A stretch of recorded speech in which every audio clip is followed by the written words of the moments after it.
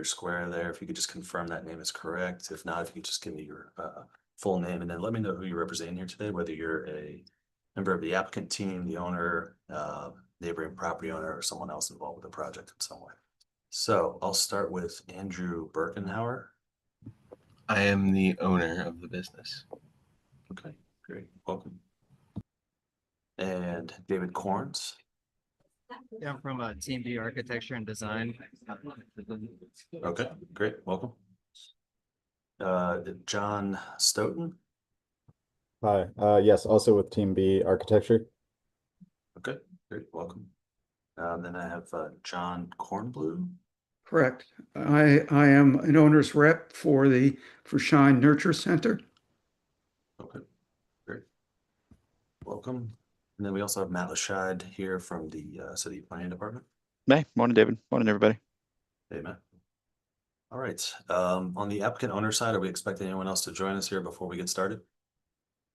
Okay, We are great. not. Okay, I'm going to go ahead then and read through our hearing script. This will just cover the procedure for the hearing and then we'll begin. So this is the August 13th, 2025 session of the zoning hearing examiner docket. My name again is David Sturkey. I'm the zoning hearing examiner for the city. I'll be presiding over the hearing today. The case before us is case number ZHUV250006. That's 5100 Colerain Avenue. The purpose of this hearing is to allow applicants and any other parties to testify and to offer and refute evidence and testimony. This hearing will follow the rules found in the zoning code and the supplemental rules of the zoning hearing examiner. All testimony and evidence that an applicant or any other party wishes to offer must be presented at this hearing. The hearing will proceed as follows. The applicant, the applicant's attorney, or the applicant's agent will first present the applicant's case. For our purposes here today, I'll allow anyone here, either as from the architect side or the owner, to tell me about the project. Any background they think is important. What exactly is the project that you're proposing, the relief that you're requesting, and then why you believe that relief is appropriate in this case. One of you can speak, all of you can speak. However you want to orient that presentation is up to you, but that'll be an opportunity for you to tell me about the project and why the relief should be granted. If we did have anyone here from the general public, they would have an opportunity to speak after the applicant has presented its case. I'll then go to the planning department and allow Mr. Lashad to provide any testimony in addition to his staff report. In the event that any party testifies or offers argument in opposition to this application, the applicant will have an opportunity to respond to that testimony offered in opposition. And then finally, the applicant will have an opportunity to make any closing remarks. After all presentations have been made, I will close the hearing. Decisions may be expected within 2 weeks. I may limit or exclude any testimony that I deem irrelevant or outside the scope of the application being considered. I may interrupt any speaker to ask questions or to make any comments. In the event of any technical difficulties with the Zoom technology, I'll do my best to troubleshoot those issues on the fly, but to the extent there's some defect that prevents us from fully going forward with this hearing, I may continue or postpone the hearing at my discretion. Okay. Last thing I need to do here is just swear in all of our witnesses. If you intend on providing any testimony here today, making any comments, asking any questions, really doing anything other than just strictly observing here today, then the zoning code requires that I swear you in. So if that's you, if you could take yourself off of mute now, I'm going to collectively swear everyone in that intends on testifying. I just need you to raise your right hand and to answer out loud. Do you swear or affirm that the testimony you shall provide will be the truth, the whole truth, and nothing but the truth? Yes. I do. Mr. Stoughton, if you could just Yep. unmute for me. Great. All right. Fantastic. So who will be taking the lead here on the applicant's presentation? I'm happy to do it. Okay, great. Floor is yours. Great. Yeah, so we're here today to review proposed addition to an existing daycare facility. It's in a residential district. The purpose of the project is to support Shine Nurture Center's ongoing operations and increasing enrollment. So they're looking to extend their facility, create more daycare classrooms. We have additional square footage as well for their staff. So they are proposing to do an addition off of the rear of their building. That's 2 stories in height. It's a basement level and a first floor level with egress out to a fenced-in play yard. And then also a small addition to the north that includes a staff office room. The daycare was previously operating within the residential district The zone change, as I understand, or this variance application, as I understand, is related to an addition to a use that's not supported in the district. No change in their operations other than increased enrollment is proposed.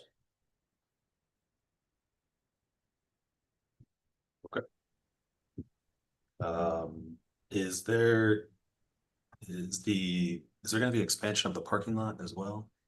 Or No, sir. No, okay, the parking lot was oversized prior, and we are proposing to restripe the parking lot, but outside of that, just for efficiency, but outside of that, there's no proposed expansion of the parking area.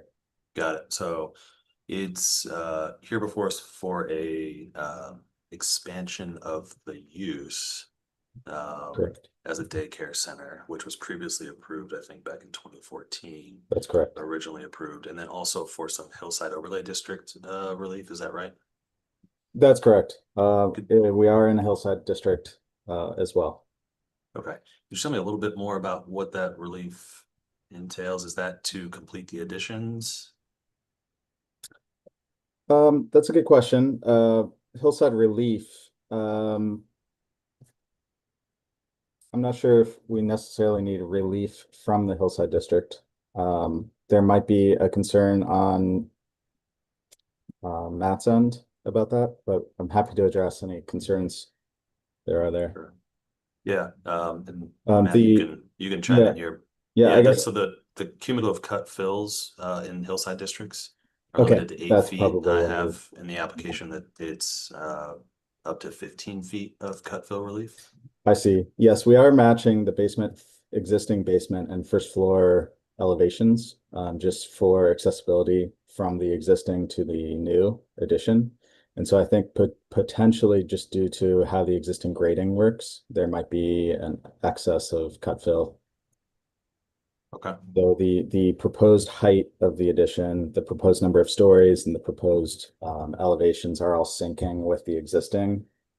It's probably in existing conditions with site grading.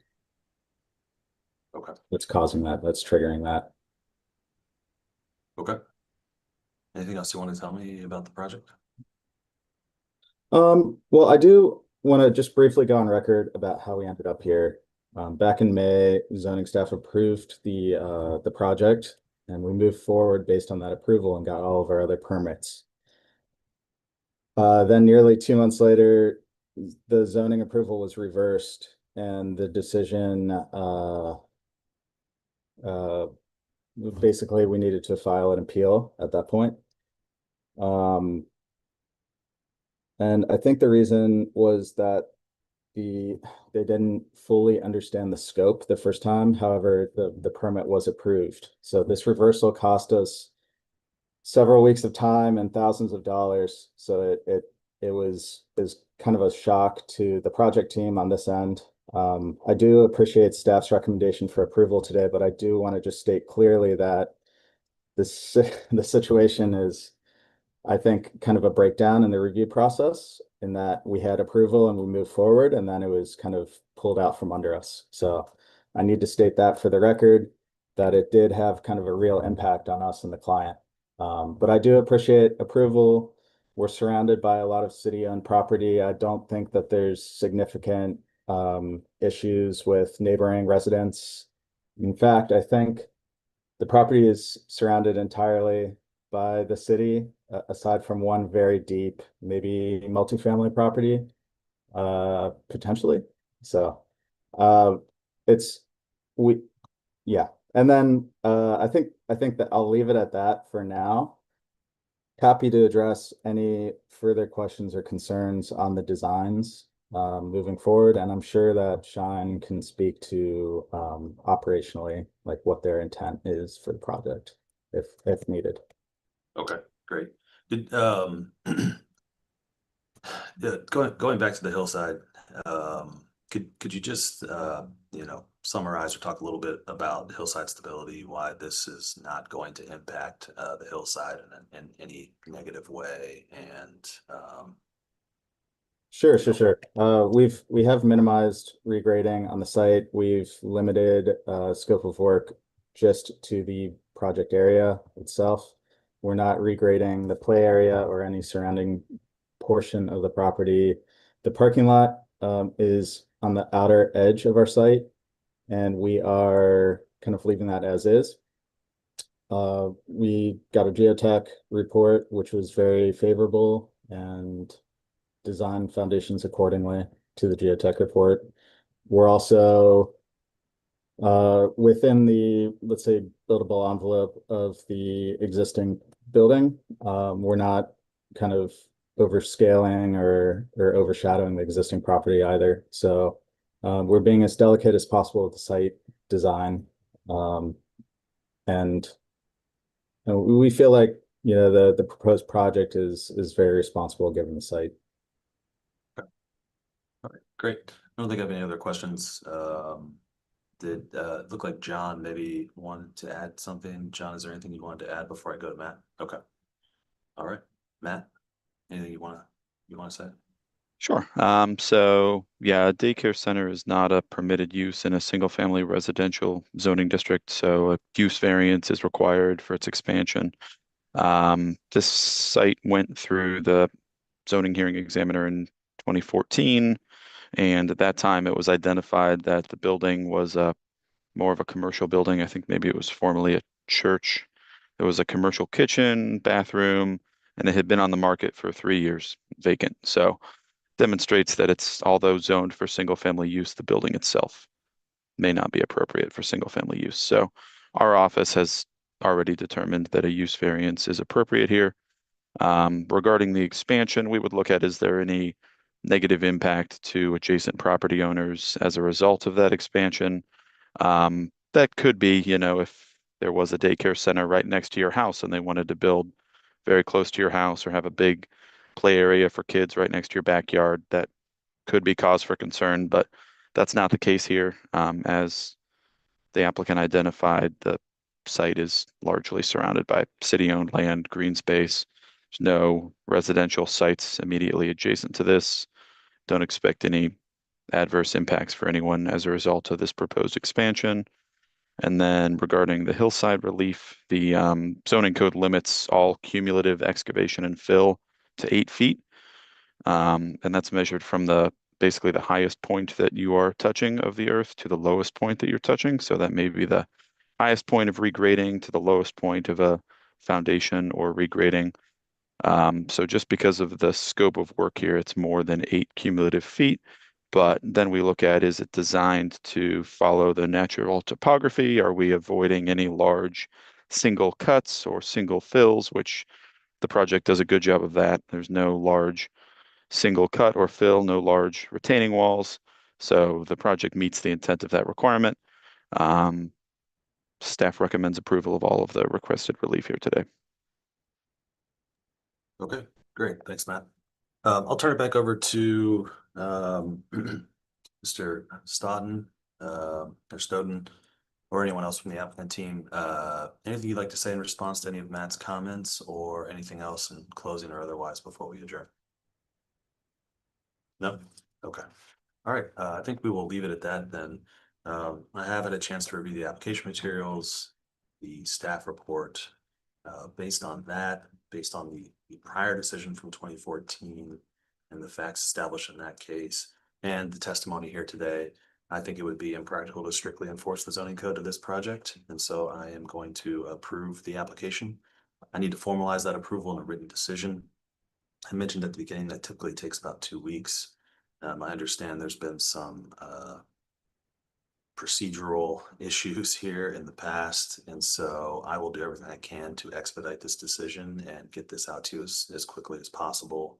As soon as I finish the decision, I put it into a PDF and I'll email it to everybody in the hearing here today, so you'll have a copy of it really just moments after it's complete. Mr. Lashide will also be on that email, and as soon as he sees that, he can approve the zoning permitting on his end, and you all can take the next steps. Any questions about any of that? No? Okay. Well, if you do have any questions between now and the time you get the decision or after you get the decision, please feel free to reach out. Otherwise, good luck with the project.